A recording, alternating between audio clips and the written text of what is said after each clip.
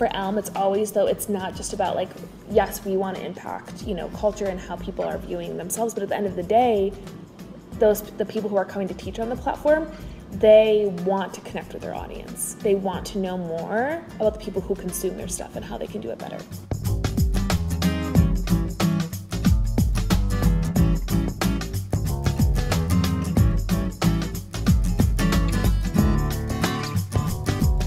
Hello, welcome to Toast Meets Jam. We are here filming at the beautiful Hatch Studios, and I'm so excited to bring you my two newest female founders for this interview, Mia and Ellisa from ELM. So, hello, welcome, thank you.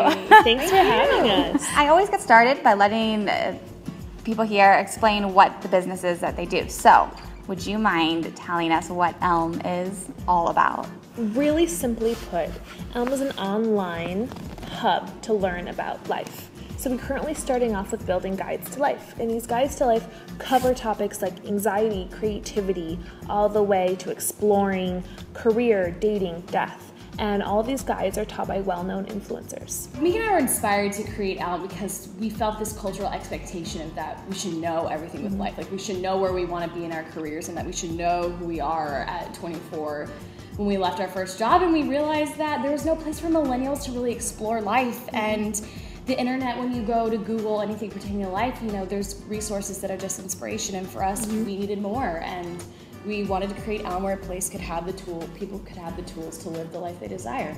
Can you talk about that a little bit? Like, where did the idea come from? Were you guys having like your own sort of quarter-life crisis that you needed help figuring things out? Quarter-life crisis, existential crisis. I mean, I think everyone at some stage goes through, you know, we're all trying to figure out what life is about.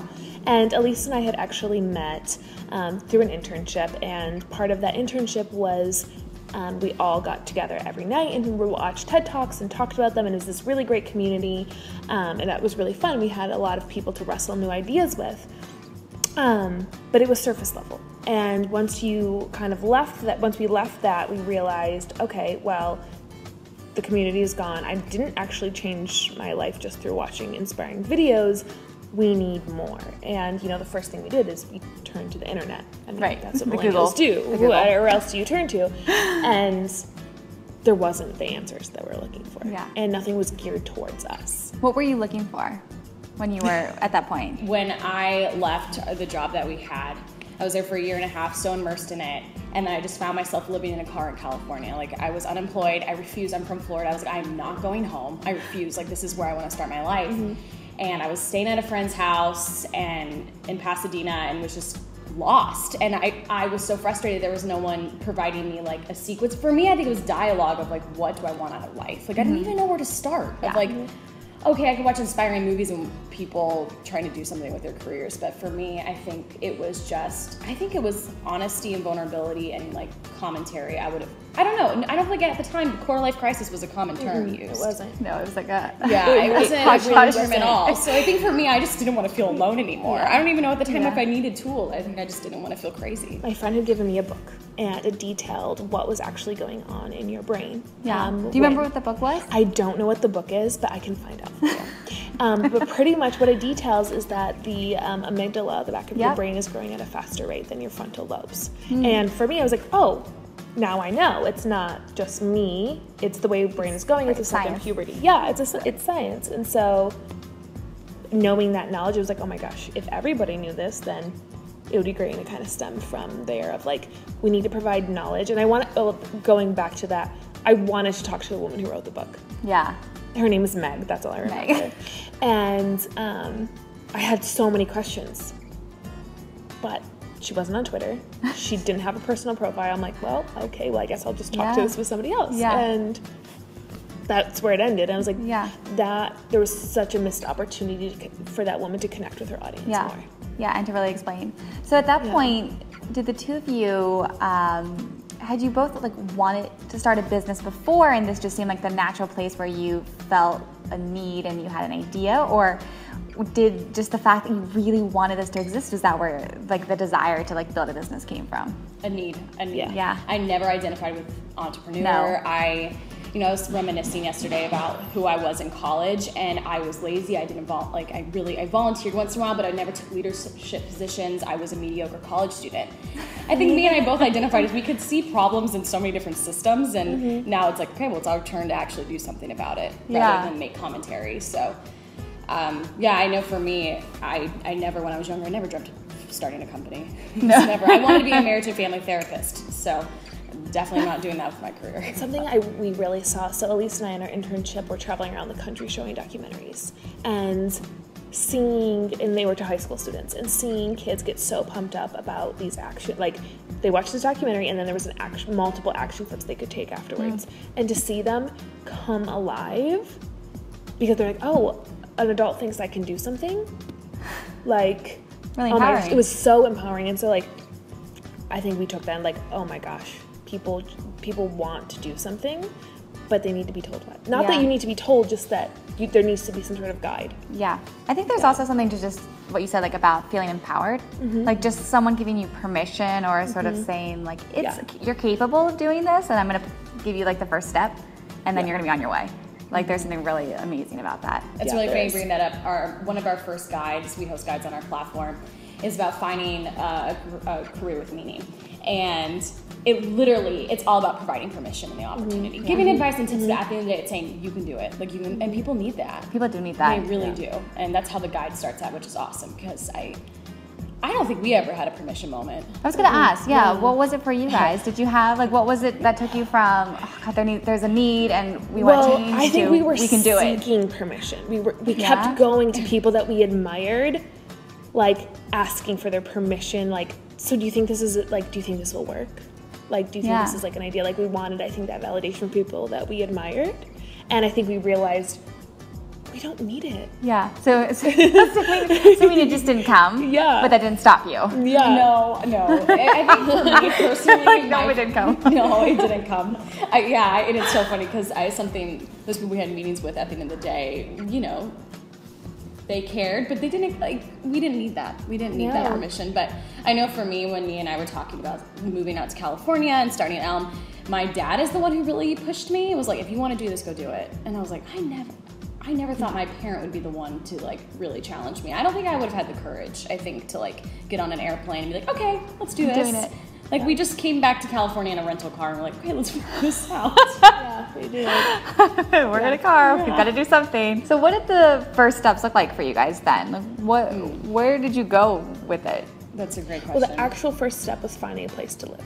Yes, living is important. So it was actually really funny. Really breaking into the fundamentals. You know, really. I think we kind of joked around about like Maslow's hierarchy of needs of like, okay, well, we don't have the basics down. Shelter. So how can we, you know, that's just a joke. But then, you know, once we got there, I think it was, honestly, and I think Ellisa can speak to this, it was really about giving ourselves the permission. Like, I think we didn't need it externally, we needed it internally too. Like the permission to not go to seek a normal job, the permission to like go a little bit crazy and do this thing that was completely unpredictable.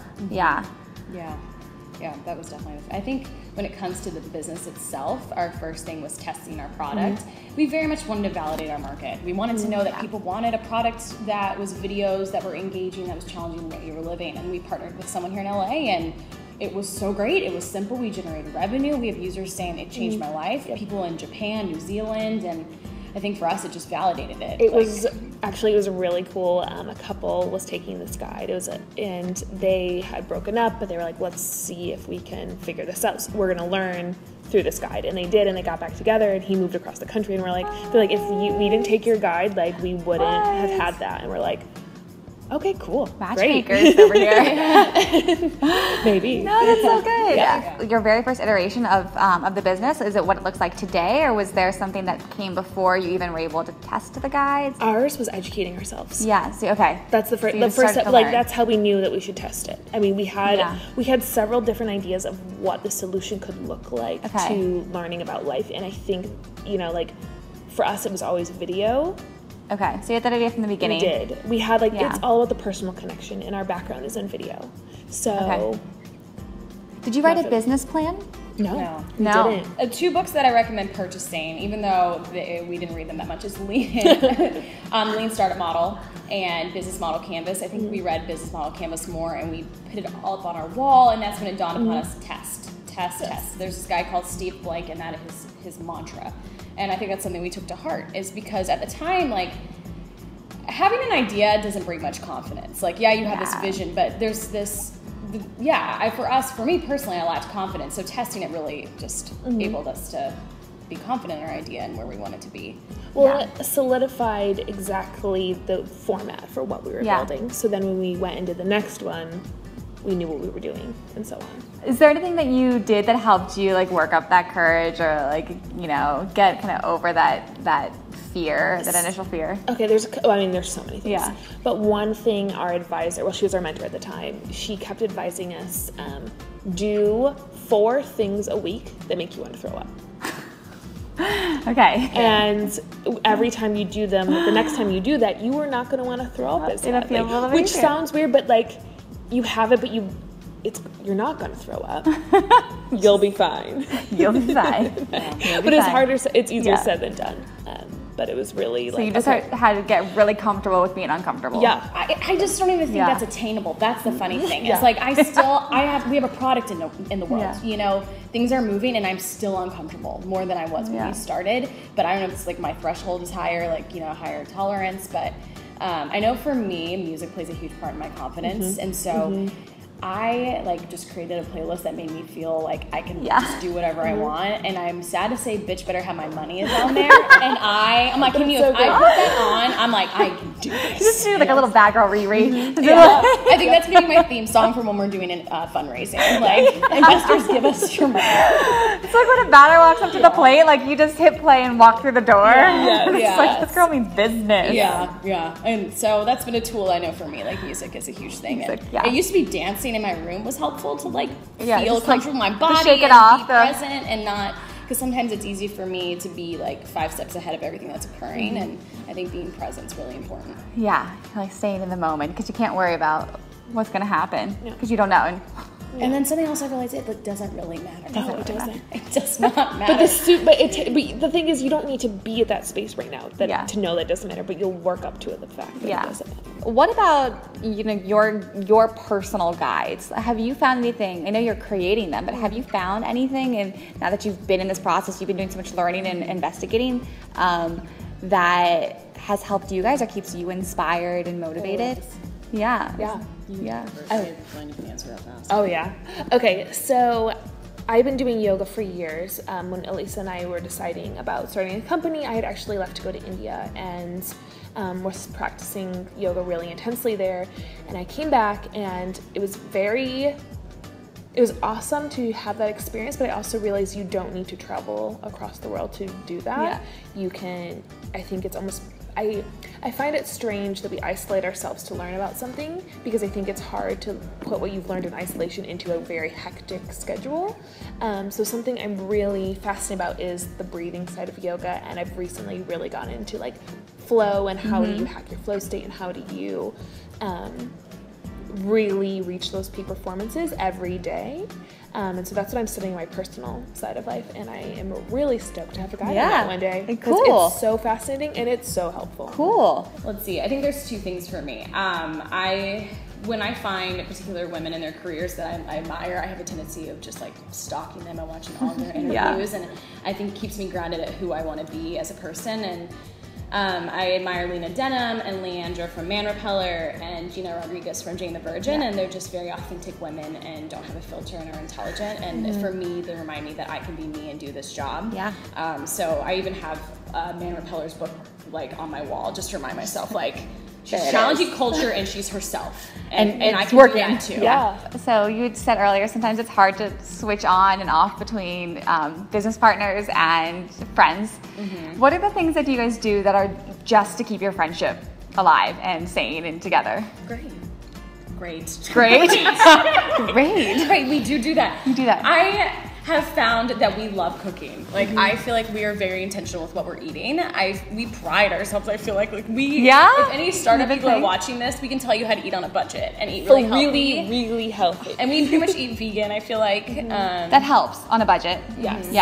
Yeah. Well, we eat a lot of raw, so then that doesn't help. But okay, the raw's hard. But it was so. But not buying meat's helpful. Yes. Yeah, but it wasn't intentional. It wasn't like we just found ourselves enjoying cooking and stepping out. Because we work from home and like stepping away from where we live and being in the kitchen and being intentional with what we're putting in our bodies. And we also do yoga. So I think for us, it's just making sure we're healthy. Yeah. Has been a huge part of, I feel like, our friendship.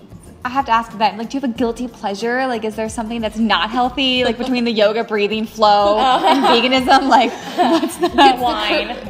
Well, I would also like to differ that it's coconuts. We eat coconuts, like Guilty pleasure. Really, I eat coconut. but we really eat those like every single day. Hard life. On my bad day. I love wine. Okay, but here's the thing: have you ever tried to open one? They're very difficult. You have to get the machete thing out. You do. But they're hard. Like, coconuts are like always on the list of like things you should be eating. Yeah. What about what about aside from food? Like any like guilty pleasure TV shows or? At least that's another way to keep our friendship alive. We have TV shows that we watch after we're done cooking and eating. Like, don't tell me like, oh, Nat Geo. Oh no, it's Pretty Little Liars. If I'm being really honest with you. I'm in the process of binge watching Orphan Black. I don't know. I have Amazon Prime, and that's been a great TV show. I just watched Newsroom.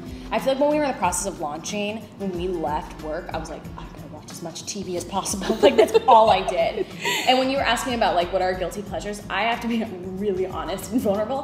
When I was in like the epitome of self-doubt and was like, oh my gosh, what are we doing? All I wanted to do was sit on the couch and eat Cheetos and drink wine. That's all I wanted to do. And I think that's my guilty pleasure. I have not participated. Oh my gosh. Don't get this out because I can't even say the word right now.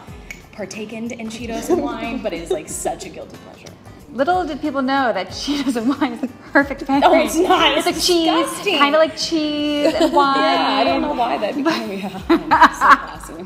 Is there anything that you would advise to someone who's where you guys were before ELM started, who like is at the idea phase or even like the need phase and wants to start a business? Like, what would you tell them?